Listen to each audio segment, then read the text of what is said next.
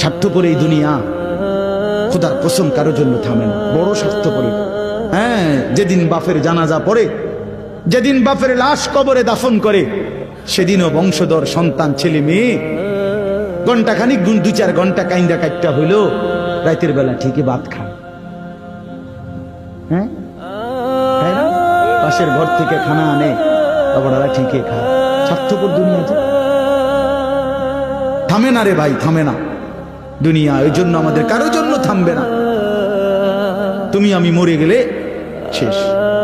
আবারও বলছি কথা, আমি মরে গেলে এরপরে পৃথিবী যত আধুনিকে হোক না কেন, আমার কি কথা বুঝছিনি? আমি মরার পরে যদি সবার ঘর স্বর্ণের বাড়ি হয়ে যায় তো আমার লাভ হইল কি? আমার মৃত্যুর পরে যদি সব মানুষ আধুনিক হইয়া সাঁদের দেশেও জায়গা, আমার ফায়দা কি? আমি তো না, আমি তো মরে গেলাম। যে কবরে চলে গেল সে কি আর ফিরে আসবে? আল্লাহ আমাদেরকে বুঝ দান করেন।